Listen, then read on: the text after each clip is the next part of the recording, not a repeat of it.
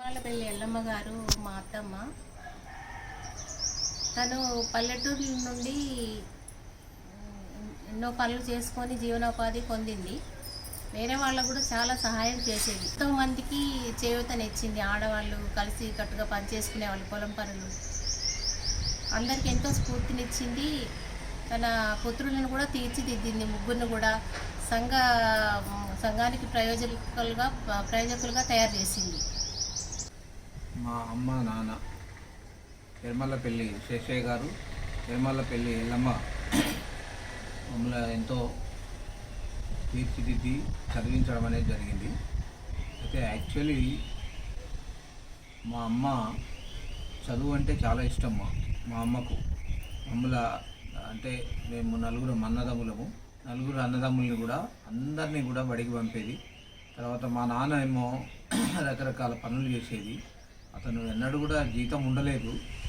ఆయన వేరే వాళ్ళ ఈ భూములు కౌలుకు తీసుకొని చేసేవాడు, చాలా కష్టపడేవాడు. ఆ రోజుల్లో కరువు కాలము, ఎంతో కష్టపడి మమ్మల్ని కుటుంబాన్ని ముందుకు తీసుకుపోయేవాడు.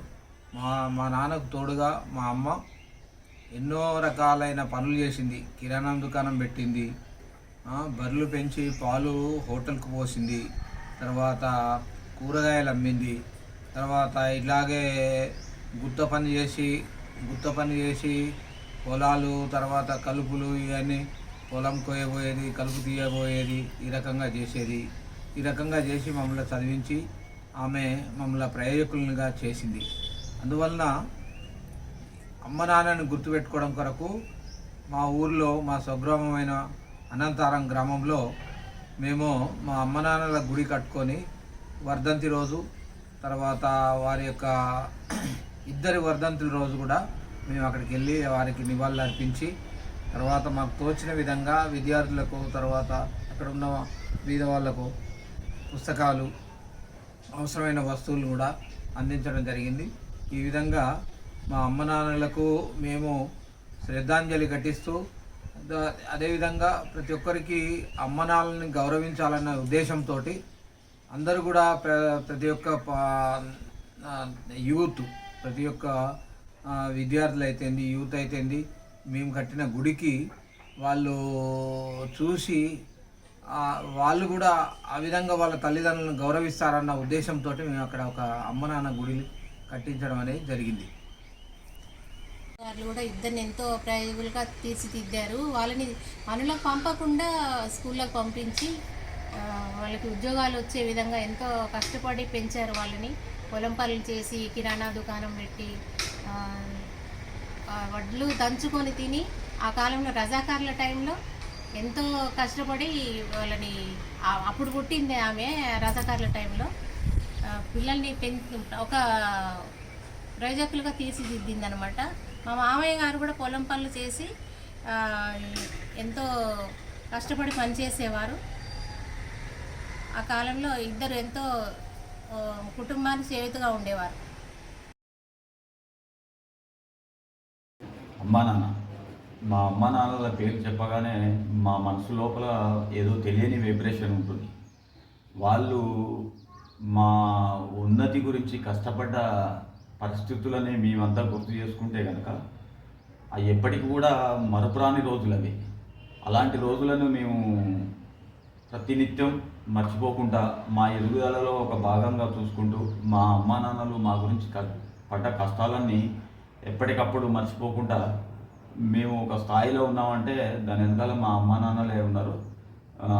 అయితే అమ్మా నాన్నలకి ఏమి ఇచ్చినా కూడా వాళ్ళ రుణం తీసుకోలేని పరిస్థితి.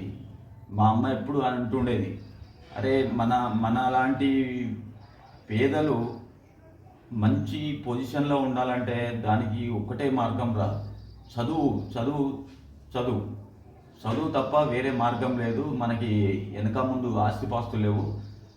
అంతో ఎంతో చదువుకుంటే ఆ చదువే మిమ్మల్ని ఒక ఉన్నతి స్థితికి తీసుకుపోతుందిరా అని నిత్యం మా వెనకాల వండుకుంటూ ఎప్పుడు గుర్తు చేస్తూ ఉండేది.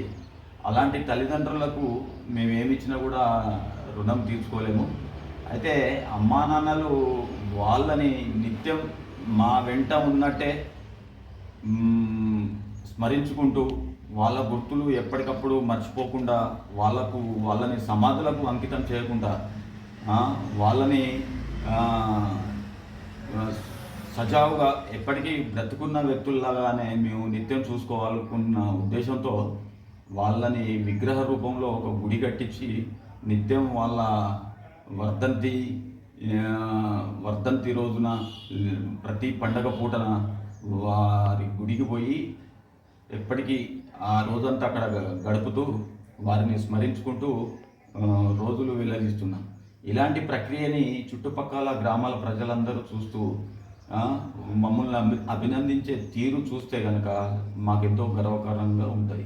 అయితే నిత్యం ఏంటంటే ప్రతి యూత్ కూడా ఇదొక మేము చేసిన పనికి ఒక ఆదర్శంగా చూసుకుంటూ అందరూ కూడా తల్లిదండ్రులని నిందించుడే కాదు, రోడ్ల మీద వదిలేసుడే కాదు, తల్లిదండ్రులని ఒక బాధ్యతగా చూసుకోవాలని మా వంతు ఒక చిన్న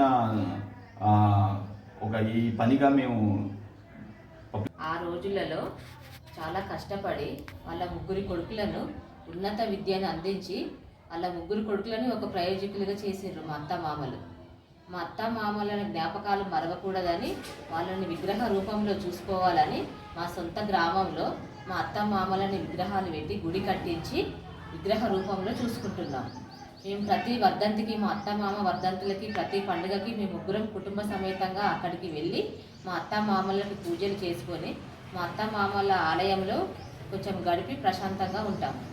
ఆ విధంగా వాళ్ళ జ్ఞాపకాలు మర్చిపోకుండా ఉండాలని వాళ్ళ కొడుకులు వాళ్ళకు ఉన్నంతల స్థాయిలో స్కూల్ పిల్లలకి ఏమన్నా గిఫ్ట్స్ స్కూల్ పిల్లలకి బుక్స్ కానీ నోట్బుక్స్ కానీ పెన్స్ కానీ ఏదో ఉన్నంత హెల్పింగ్ చేస్తున్నారు వాళ్ళ కొడుకులు. అది మాకు చాలా ఆనందంగా ఉంది. వాళ్ళ ఆత్మశాంతి ఉండాలని మా అత్తమ్మ మామయ్యలు ఆత్మశాంతి ఉండాలని మేము ఈ ప్రోగ్రాం నిర్వహిస్తున్నాం.